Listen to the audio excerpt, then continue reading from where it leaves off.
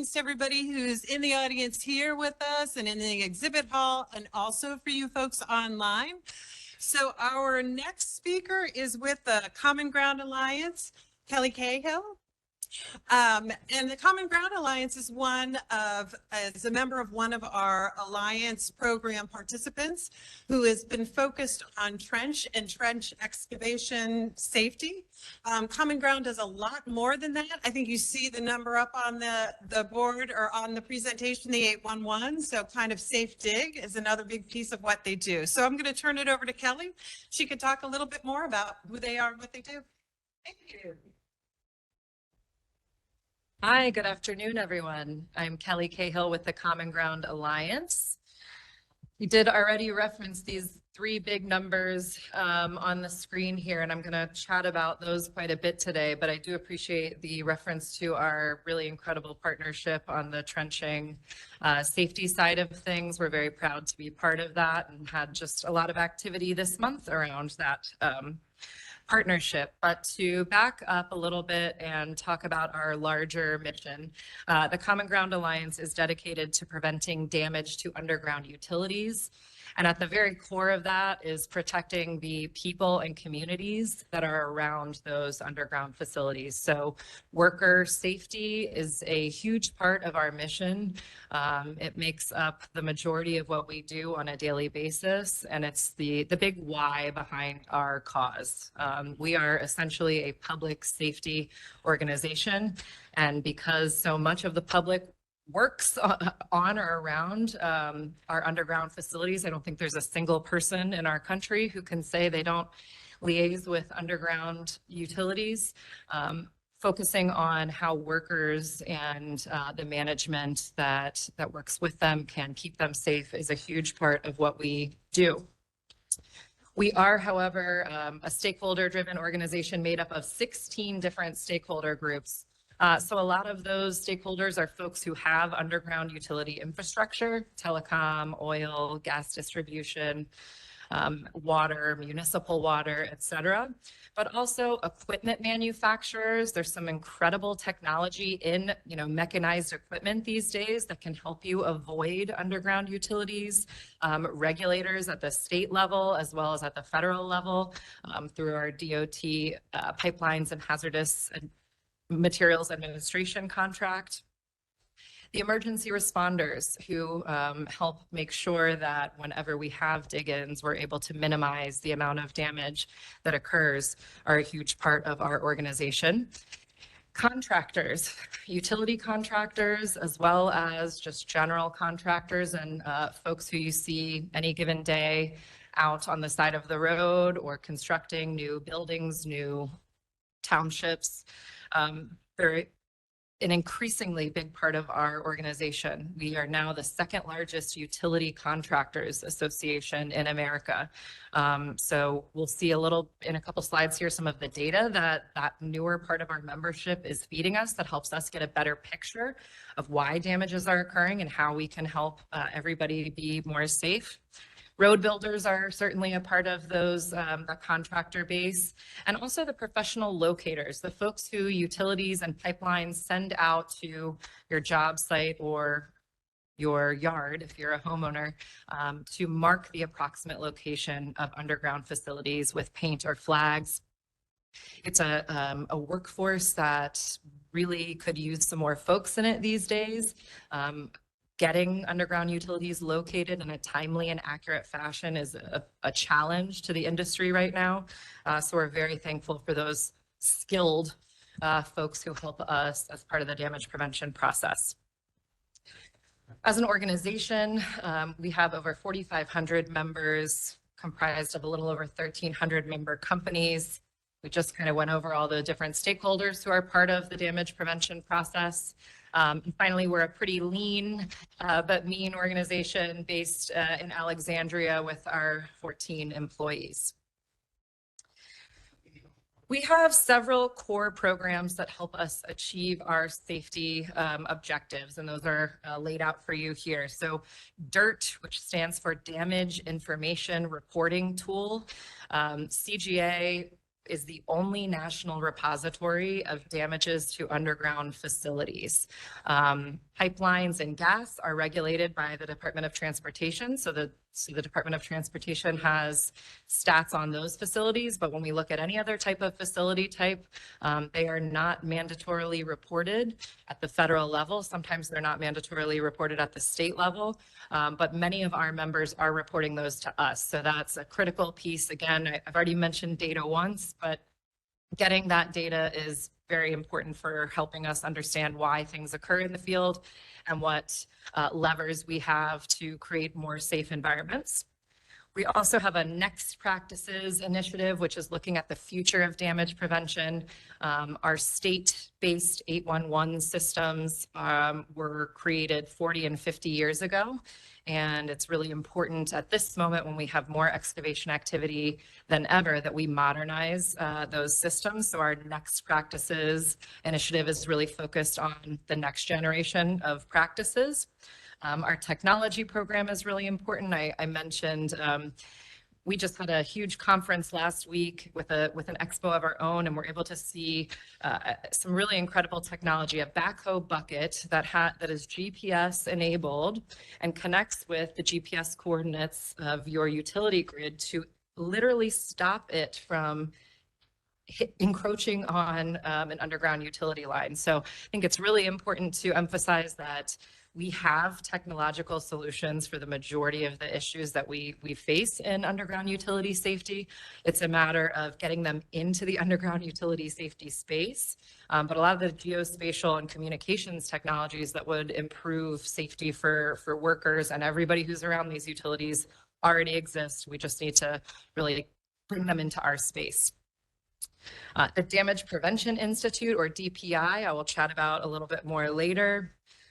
Moving over to the left-hand side, best practices are the current existing practices that exist in our industry. I'll talk a little bit more about them in a minute. And 811, the national call or contact before you dig phone number, is definitely the cornerstone of our public awareness and education program. But increasingly also our focused tactical outreach to construction workers, to fencers, to landscapers, to anybody who is regularly digging, because unfortunately, failure to notify 811 is our top damage root cause every year in this country. And 70% of those are caused by professionals. We have some data that shows that professionals have very, very, very high levels of 811 awareness. But because of some challenges in the system and on the job sites, they are sometimes making a judgment call and not necessarily making the call to 811 first. So we'll talk a little bit more about that as well. Best practices, again, is a cornerstone program of the Common Ground Alliance. We just published our 20th guide. More than 160 practices, again, spanning every part of the safe digging process and industry. So we have practices that are specific to excavators and contractors. We have practices that are specific to locators, et cetera. The most valuable piece of this document that we produce every year is that it's a living document, and that every practice contained in this document has the consensus of all 16 of those stakeholder groups that we looked at a few slides earlier. You can imagine it's difficult to achieve consensus in any organization and any committee, let alone one that spans as many different industries as ours does. So once they make it to this level, they really do have the imprimatur of our full membership. It's a really valuable resource, particularly for workers, and it is available for free online at bestpractices.commongroundalliance.com. We pass it out pretty much everywhere we go. 811, again, this is the logo. When we're first introducing ourselves to folks, this is definitely our foot in the door. Many, many folks have seen this logo or have heard of Call Before You Dig. Our mission as an association, since we don't technically run the 811 centers, although they are members of our association, is really to increase awareness of the service and usage of it. Right now, we're very focused on effective and consistent use of 811. I mentioned that we have a challenge with sometimes getting professional excavators to notify 811 with every single dig. We also have that challenge with homeowners. I've had some interesting conversations in the last couple of weeks around that as well. It's your yard, you've dug there before, you think you know where the lines are. We hear that. That's a very common refrain when we do research among professional contractors. I've been on this job site before. I know where things are. Unfortunately, there's a well-publicized fatal event that occurred in Dixon, Mississippi several years ago, where it was an agricultural, it was a farmer on his own land digging to install drain tiles. He had done it many times before. This was the only time he didn't contact 811, and it resulted in a fatality for himself and his son. So we cannot emphasize enough the importance of every single time you dig, contacting 811 beforehand. And our focus is increasingly on the folks who, not necessarily the homeowner audience, but the folks who are doing that every single day.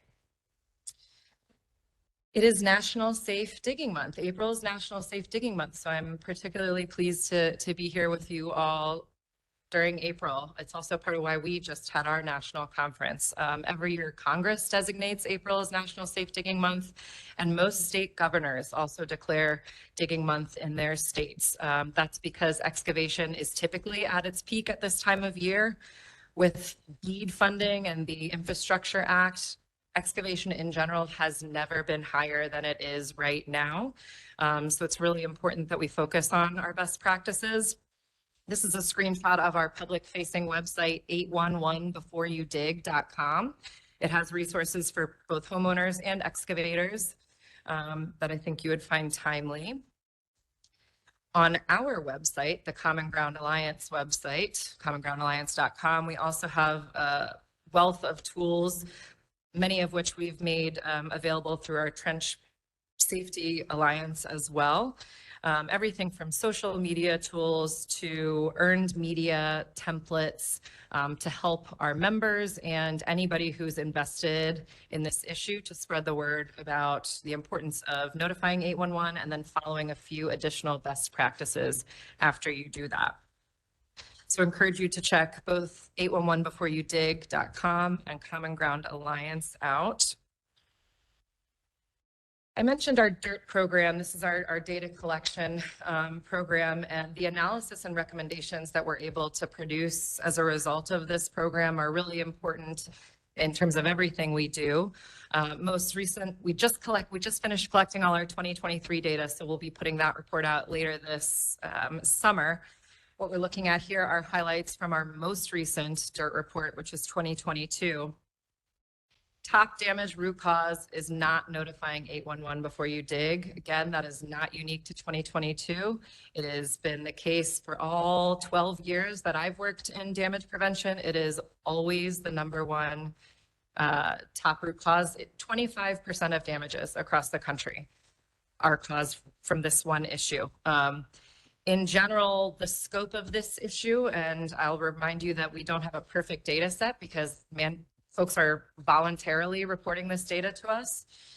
Even looking at just voluntarily reported damages, and we have a pretty sophisticated deduping process in case multiple stakeholders submit a report for the same event. We have over 200,000 dig-ins that occur on an annual basis. That's more than 350 daily opportunities for, in the worst case scenario, loss of limb or life. In a best case scenario, you're causing inconvenience and economic impact to yourself, your community, your business, et cetera. For the first time in 2022, professional contractors, as I mentioned, they're an increasingly large percentage of our membership. They were the largest reporting group of damages for 2022, and we view that as a good sign in that they are invested enough in this program to be contributing their own data. And it's really helpful because we do have that sophisticated deduping process. It helps us, though, get a truer picture of what damage root cause is, because a lot of times in our industry, folks are kind of pointing fingers. Getting data from this critical group has helped us get a finer, more refined picture of what we need to do. It helped us realize that locating timelines are a big problem here in the US.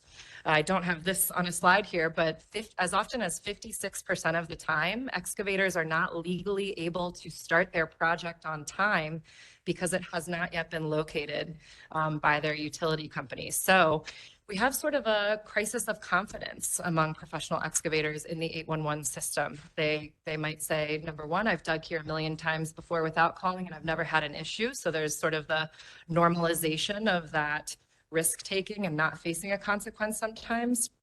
Or they say, you know what, I've called and I never got my marks. So why would I rely on this system?